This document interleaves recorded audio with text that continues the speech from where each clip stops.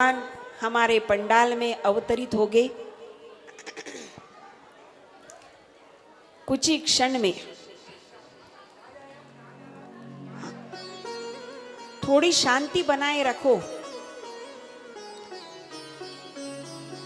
बस 5 मिनट की कथा बची है और 5 मिनट की कथा होने के बाद हम फिर जन्मोत्सव में, नंदोत्सव में सहभागी होने वाले हैं।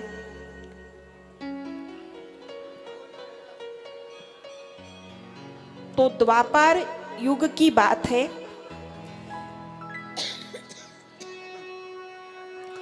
द्वापर युग में एक राजा थे, उनका नाम था देवक। और एक और राजा थे जो मथुरा के राजा थे, उनका नाम था उग्रसेन। अब देवक और उग्रसेन दोनों भाई भाई थे। उग्रसेन राजा को एक पुत्र था और देवक को एक पुत्री थी। उग्रसेन राजा के पुत्र का नाम था कंस और देवक राजा की पुत्री का नाम था देवकी। अब इस हिसाब से देवक की पुत्री देवकी और उग्रसेन राजा के पुत्र कंस, ये दोनों चचेरे भाई बहन हो गए। दोनों में बड़ा ही लगाव था, दोनों में बड़ा ही आपस में बड़ा ही लाड़ प्यार था। और इसीलिए कंस सोचता है, कंस कहता है कि मेरे इस बहन की शादी मैं तय करूंगा, मैं निश्चित करूंगा। तो एक कंस के बड़े ही सुस्वभावी मित्र होते हैं और उनका नाम वसुदेव। तो जैसे ही वसुदेव को पूछते हैं तो वसुदेव भी तैयार हो जाते हैं और कंस के द्वारा देवकी और वसुदेव दोनों की शादी, दोनों का ब्याह निश्चित होता है। अब कंस की अकेली बहन थी देवकी। अब उसके मतलब उसका ही पूरा संकल्प था कंस का। सगे बहन से भी ज्यादा लाड़ प्यार करता था कंस अपनी बहन देवकी से। तो इसीलिए बहुत बड़े ठाट माट के साथ शादी का पूरा प्रसंग, बहुत बड़े ठाट माट के साथ पूरा प्रसंग शादी का। लेकिन जब विदाई का समय आता है तब कुलाचार की रीति ऐसी थी कि जिस रथ में बहन को विदा करते हैं ससुराल के लिए, तो उस रथ के घोड़े, वो उस रथ का सारथी बोलो आप सरल भाषा में, भाई होना चाहिए गांव की सीमा तक। तो इस हिसाब से कंस बैठा रथ में और नववधू बनकर बैठी है देवकी और उनके साथ बैठे हैं वसुदेव जी। रथ निकला। अब जैसे ही रथ निकलता है, गांव की सीमा तक रथ आकर पहुंचता है, तो बस एक अपौरुषीय वाणी, जिसको आप बोलते हो आकाशवाणी, उस आकाशवाणी के शब्द, वो आकाशवाणी सुनता है कंस। आकाशवाणी होती है कि हे कंस, जिस बहन को तू ससुराल भेज रहा है वो तेरी बहन देवकी, और उस देवकी का 8वां पुत्र तेरा काल बनकर इस पृथ्वी पर आएगा। देवकी के 8वें पुत्र के हाथों ही तेरी मृत्यु होगी। आकाशवाणी के शब्द जैसे ही कंस सुनता है, अब रथ तो वही के वही रुकता है। तुरंत अपने हाथ में शस्त्र लेकर पीछे मुड़ता है कि मैं देवकी को मार दूं अभी के अभी। लेकिन वसुदेव कहता है कि अब से ये मेरी भार्या है, ये मेरी धर्म पत्नी है, अब इसकी जिम्मेदारी मेरी है। अरे 8वें पुत्र से डर है ना तुझे, तो डरता क्यों है? मुझ पर भरोसा रख, अपनी मित्रता के ऊपर भरोसा रख। मैं देवकी का 8वां पुत्र तुझे सौंप दूंगा। लेकिन कंस सोचता है कि पुत्र मोह के कारण अगर तूने ऐसा नहीं किया तो मेरी तो मृत्यु उसके हाथों निश्चित है। अब मैं क्या करूं? थोड़ी देर सोचने के बाद कंस को सुझाव मिलता है। कंस क्या करता है, चलो इनको लेकर और लौटकर वो रथ वगैरह सब कुछ राजमहल में आने के बाद कंस अपनी बहन देवकी और उनके बहनोई वसुदेव को बंदी बनाते हैं और कारावास में डाल देते हैं। अब पहला पुत्र होता है। जैसे ही कंस को पता चलती है बात कि देवकी की प्रसूति हुई है, पहला पुत्र हुआ है, तो कंस सोचता है कि नहीं, मुझे तो 8वें से भय है। अब मुझे डरना है तो 8वें से ही डरना पड़ेगा। अब पहले से डर कर मैं क्या करूंगा? तो छोड़ देता है। तो नारद जी वहां पर आते हैं और नारद जी कहते हैं कि कंस, अरे वो आकाशवाणी क्या साधारण थी? वो आकाशवाणी का हर एक शब्द श्री विष्णु का था। विष्णु ने आकाशवाणी जब हुई तब ये बताया कि 8वां पुत्र, लेकिन ये नहीं बताया कि वो गिनती कैसे करेगा। अगर उसने पहले से गिनती की तो तेरा निर्णय उचित है, लेकिन उसने अगर 8वें से गिनती की तो ये फूल एक हाथ में था। अब देख, इसकी 8 पंखुड़ियां है। अब हर कोई पंखुड़ी पहली भरती थी और हर पंखुड़ी 8वीं भरती थी। कंस का तेज दिमाग चार्ज हो गई, कंस की बैटरी।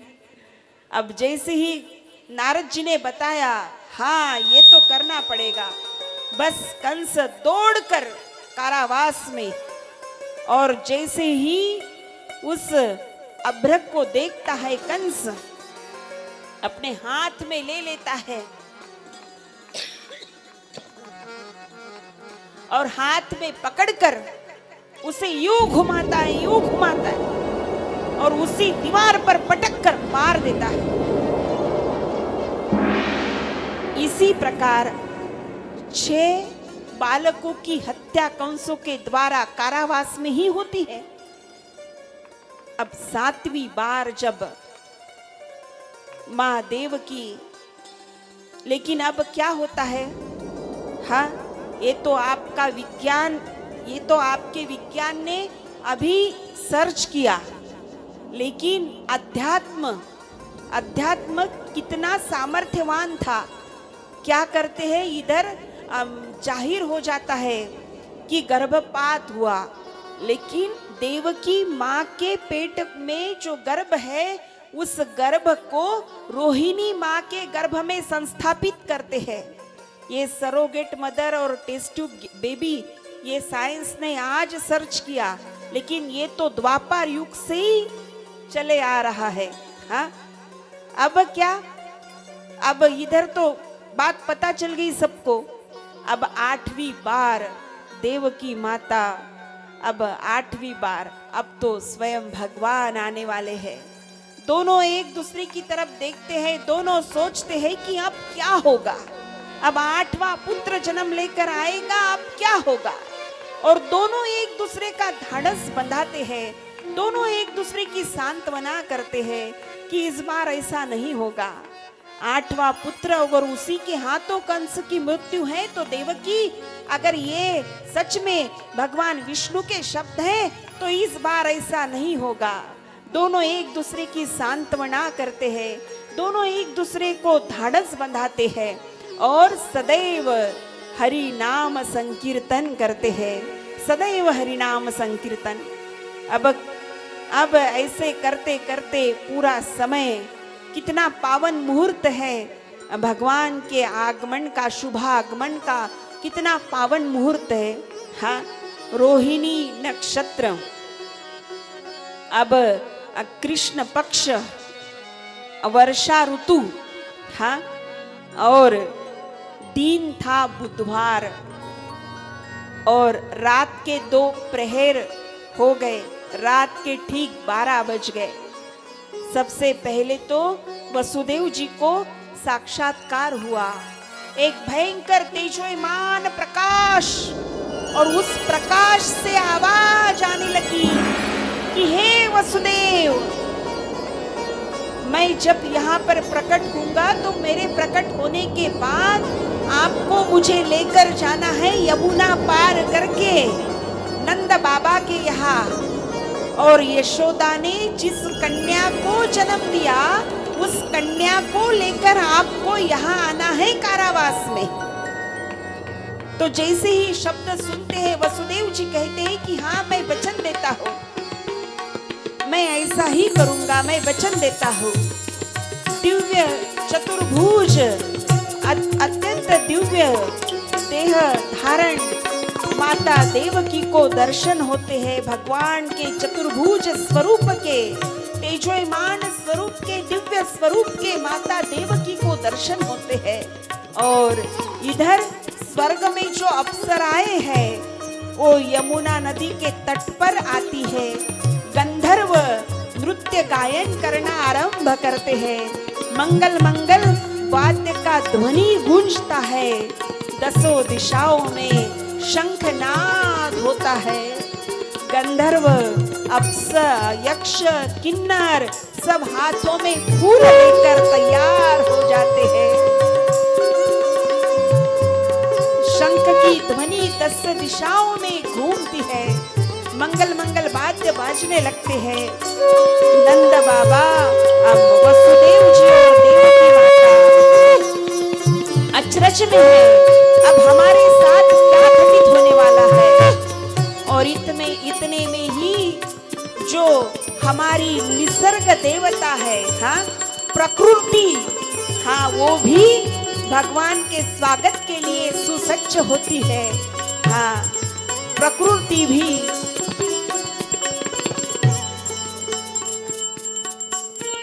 बिजली का कड़ाड़ना और वर्षा का बरसना, हाँ, अब प्रकृति भी भगवान के स्वागत के लिए तैयार होती है। और ठीक 12 बजते हैं और ठीक 12 बजे कालों के काल, देवों के देव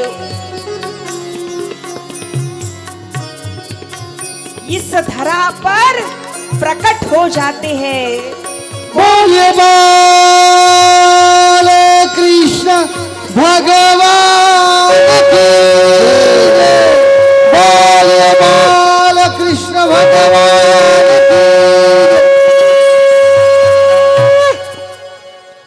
जैसे ही सुना था बस वैसे ही वसुदेव जी अपने हथेली में उस तेजोयमान नीलमणि को रखते हैं और निकलते हैं यमुना को पार करके गोकुल में जाने के लिए।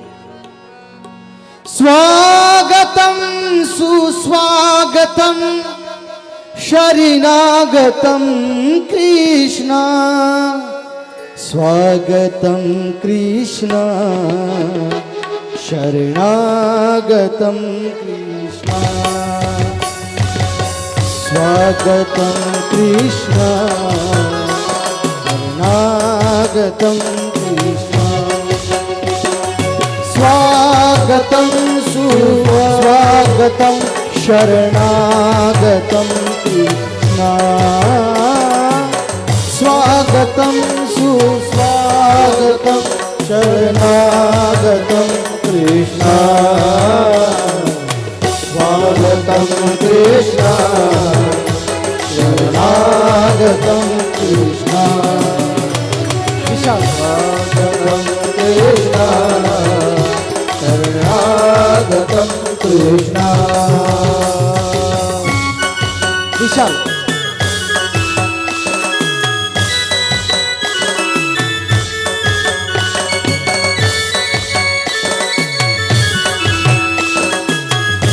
हरि बोली कृष्ण कन्हैया लाल की जय। तालियों के साथ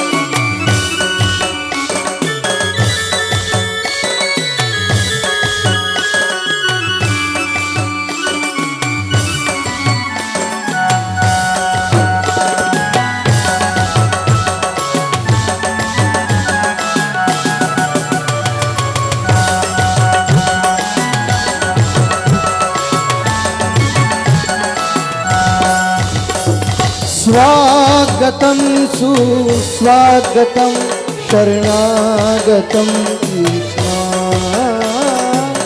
स्वागतं सुस्वागतं शरणागतं कृष्ण स्वागतं कृष्ण शरणागतं कृष्ण हरि बोल कृष्ण शरणागतं कृष्ण बोली बाल कृष्ण भगवान की जय आज के आनंद की जय।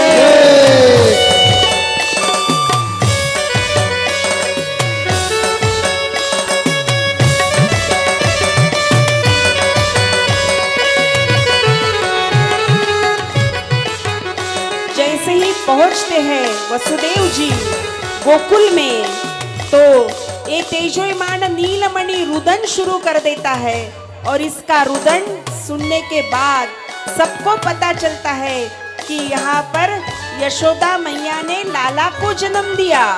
और सब गोप गोपियाँ उत्सव मनाने के लिए नंद बाबा के घर पर चली जाती है।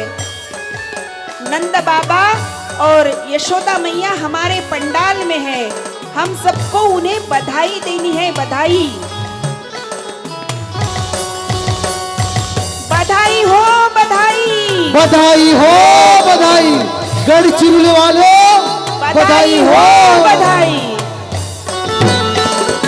आनंद उमंग भयो जय कन्हैया लाल, आनंद उमंग भयो जय हो नंदलाल, नंद के आनंद भयो जय कन्हैया लाल, हे ब्रज में आनंद भयो जय यशोदा लाल की, नंद के आनंद भयो जय कन्हैया लाल की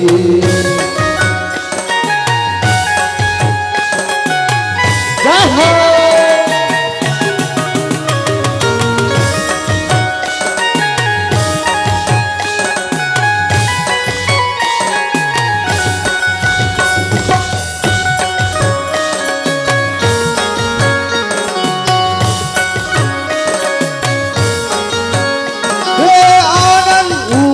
भयो जय हो नंदलाल की, गोकुल में आनंद भयो जय कन्हैया लाल, जय यशोदा लाल की जय कन्हैया लाल, हाथी घोड़ा पाल की जय कन्हैया लाल की, जय हो नंदलाल की जय यशोदा लाल की, हाथी घोड़ा पाल की जय कन्हैया लाल की।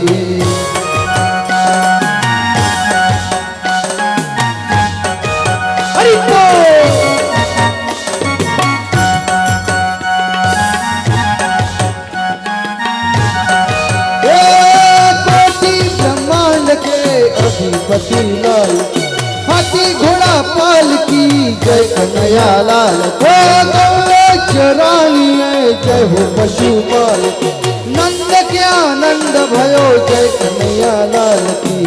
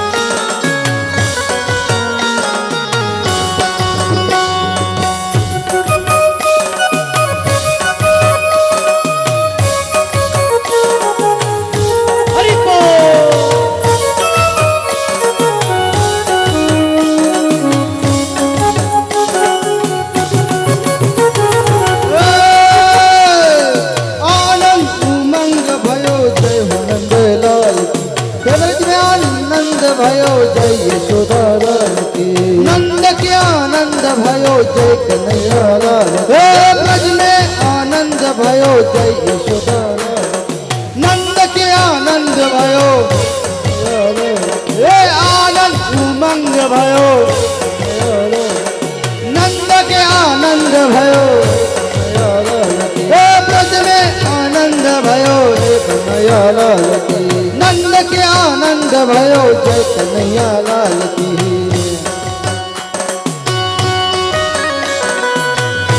हरि बोल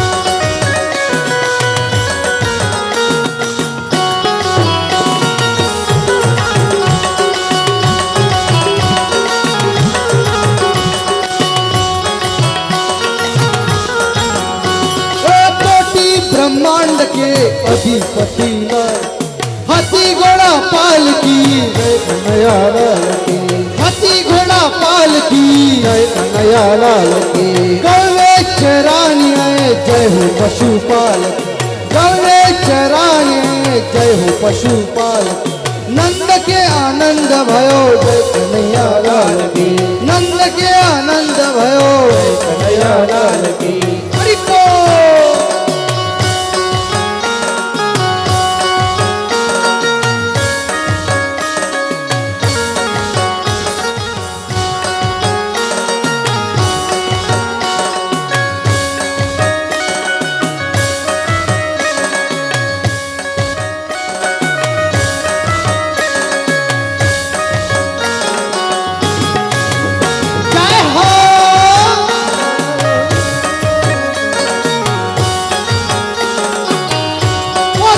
कन्हैया लाल की आज आनंद की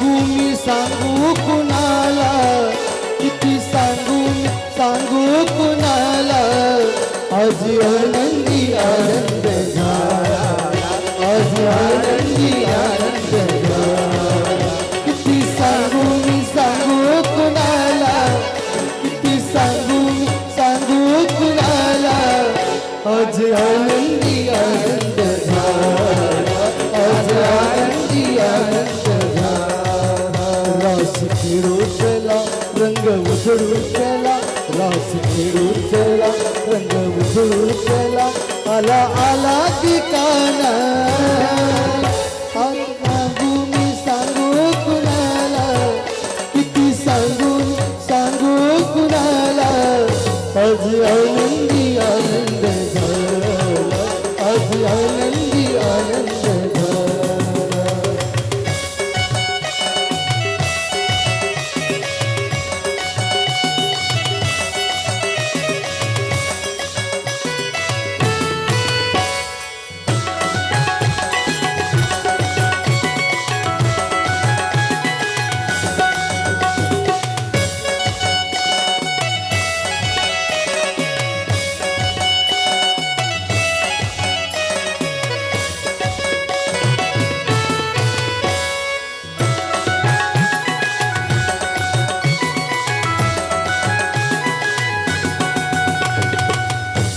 बिरज में धूम मची है, गोकुल नगरी सजने लगी है, जन्म लियो नंदलाल,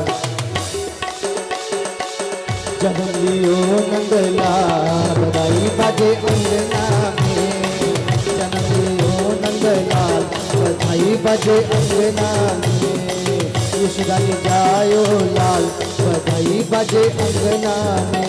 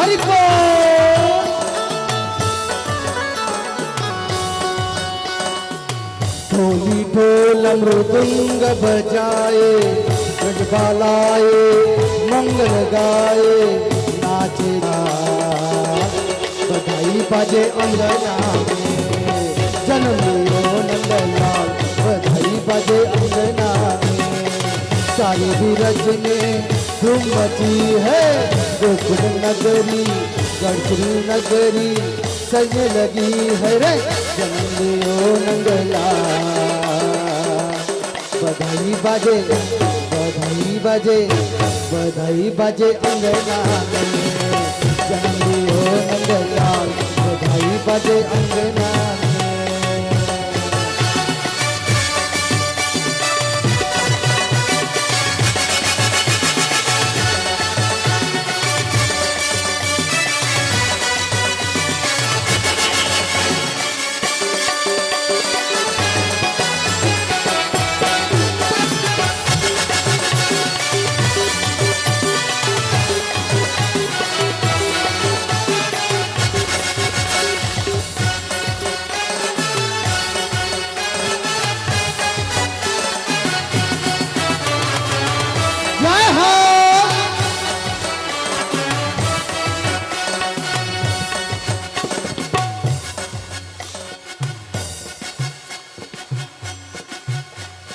कृष्ण कन्हैया लाल की जय हो, आज के आनंद की जय हो।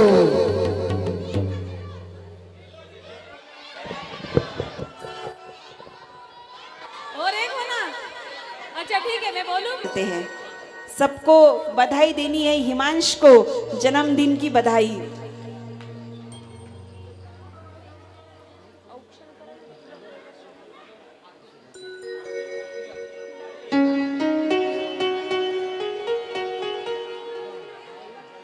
हिमांश को तिलक लगाओ।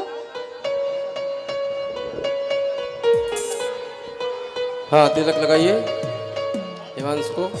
स्वस्ति न इंद्र वृतस्रवाः, स्वस्ति नः पूषा विश्ववेदाः, स्वस्ति नस्तार्क्ष्यो अरिष्टनेमिः, स्वस्ति नो बृहस्पतिर्दधातु।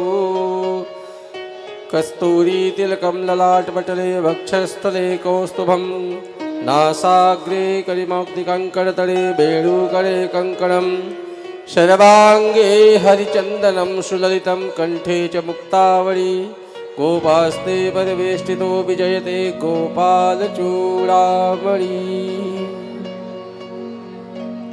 बार बार दिन ये आए, बार बार दिल ये गाए, तुम जियो हजारों साल ये मेरी है आरज़ू। Happy birthday to you, happy birthday to you, happy birthday to Himanshu, happy birthday to you.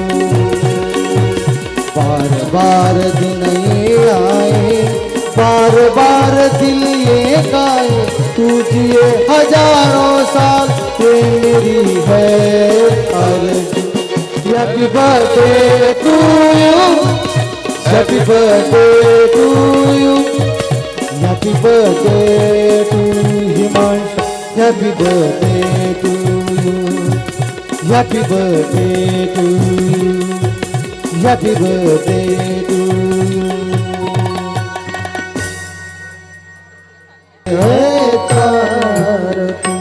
Shri Bhagwat भगवान की है आरती, पापियों को पाप से है तारती।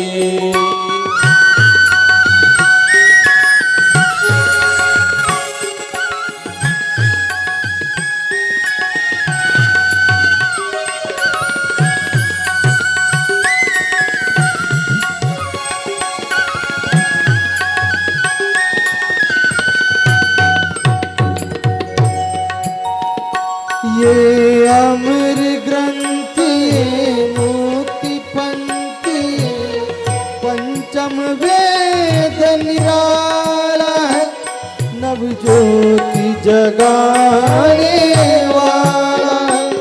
हरि नाम यही, हरि धाम यही, जग के मंगल की आरती। पापियों को पाप से है तारती, श्री भागवत भगवान की है आरती।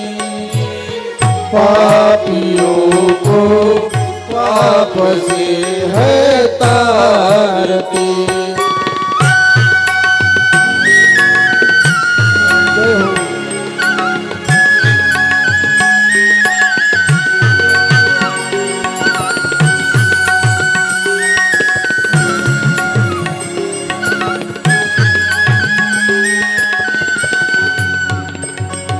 शांति गीत पावन पुनीत पापों को मिटाने वाला है, हरि दर्शन कराने वाला है। ये सुख करी ये दुख हर श्री मधुसूदन की आरती। पापियों को पाप से है तारती, श्री भागवत भगवान की है आरती। पापियों को पाप से है तारती।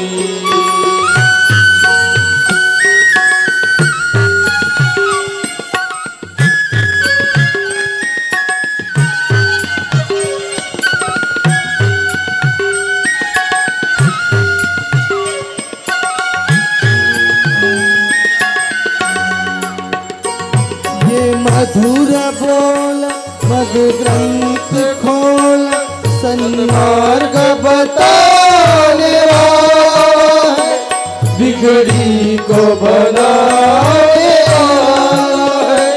हरि नाम यही, हरि धाम यही, जग के मंगल की आरती।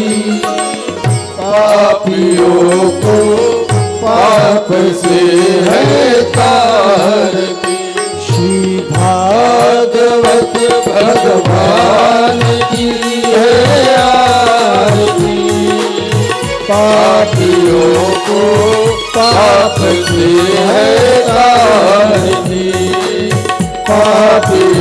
को पाप से है तारती।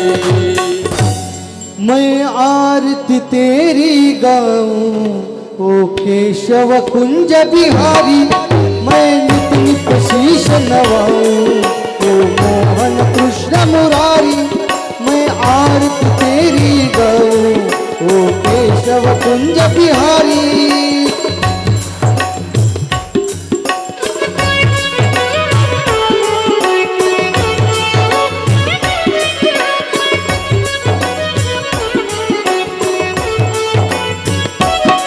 मैं तेरी छवि अनोखी ऐसी ना दूजी देखी, तुझ सा ना सुंदर कोई ओ मोर मुकुटधारी। मैं आरती तेरी गाऊं ओ केशव कुंज बिहारी।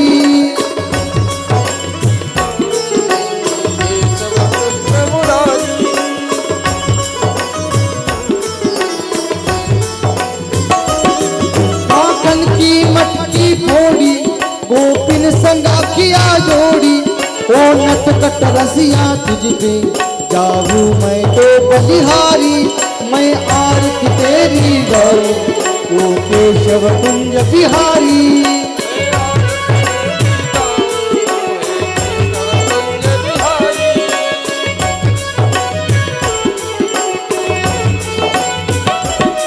जब जब तू बंसी बजाए सब अपनी सुध खो जाए, तू सबका सब तेरी प्रेमी ओ कृष्ण प्रेम अवतारी। मैं आरती तेरी गाऊं ओ केशव कुंज बिहारी।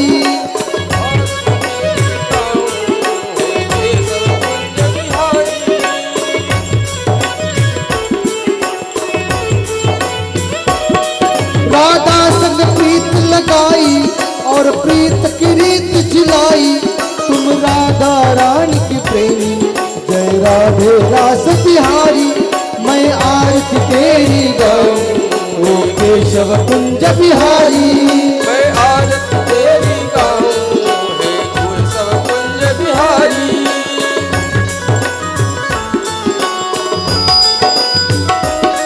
जो आए शरण तिहारी विपदा मिट जाए सारी, हम सब पर कृपा रखना ओ जगत के पालनहारी।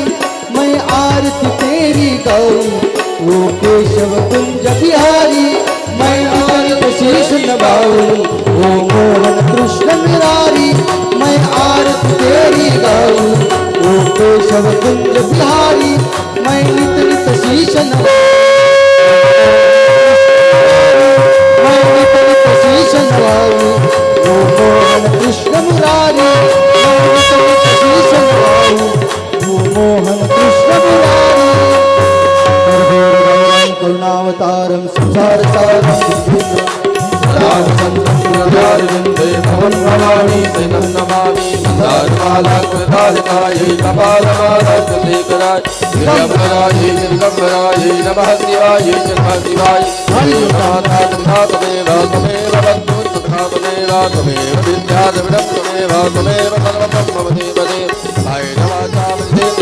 बुद्धात्मा स्वभावा सर्वोऽप्यं सकलं परं नारायणाय समर्पयामि। अमृतं च समं रामनारायणं च दामोदरं वासुदेवं श्रीराममाधवं गोपिकावल्लभं जानकीनायकं रामचन्द्रं। हरे राम राम राम हरे हरे, हरे कृष्ण कृष्ण कृष्ण हरे हरे। हरे राम राम राम हरे हरे, हरे कृष्ण कृष्ण कृष्ण। कुंडलिका वरदे हरि विठ्ठल श्री ज्ञानदेव तुकाराम पंढरीनाथ।